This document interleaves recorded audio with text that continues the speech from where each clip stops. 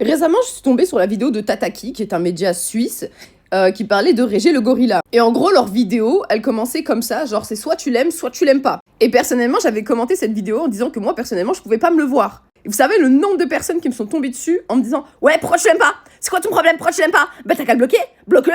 Est-ce que c'est possible pour vous de comprendre une chose? C'est que ce n'est pas parce que tu n'aimes pas quelqu'un, genre, pour certaines raisons, que tu dois forcément bloquer son contenu. Dans le sens où, il faut pas oublier que sur les réseaux sociaux, on vit déjà dans des bulles algorithmiques. Ton algorithme, il est construit pour te montrer que des vidéos qui vont te plaire ou te faire réagir. Donc on est déjà enfermé dans une forme de pensée très restreinte. Par exemple, moi, j'ai fait une vidéo récemment qui expliquait que, qui citait en gros les communautés TikTok que je déteste, et beaucoup de gens m'ont dit « Ah, pourquoi t'as pas parlé du BookTok ?» Pour la simple et bonne raison que je n'ai pas de gens qui parlent de BookTok, de livres dans mes pour toi. Et une des raisons pour lesquelles je ne vais pas automatiquement bloquer les gens quand je ne les aime pas, c'est parce que je pars du principe que du moment que tu ne dis pas des choses graves, genre des trucs racistes, etc., je n'ai pas de raison de te bloquer. Ok, certes, je ne t'apprécie pas, mais il faut pas oublier une chose, c'est que la plupart du temps, vous allez beaucoup plus apprendre des personnes que vous n'aimez pas que des personnes que vous appréciez déjà. Parce que les personnes que vous appréciez, généralement, vous êtes déjà en accord avec leurs idéologies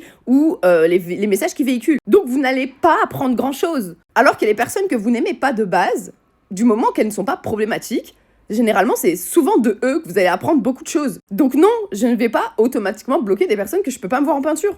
Pour la simple et bonne raison que très souvent, c'est de eux que j'apprends des choses. Des points de vue différents, des manières de parler, de s'exprimer qui sont différentes, qui certes ne vont pas forcément me plaire, mais le propos peut être intéressant quand même. Et surtout, en tant que personne qui crée du contenu, c'est toujours intéressant de pouvoir rester en contact avec des personnes qui ont des stratégies de communication différentes de la mienne pour pouvoir voir quels sont leurs points forts, quels sont leurs points faibles, etc., etc. Donc non, en fait, je vais pas forcément bloquer toutes les personnes que je n'aime pas.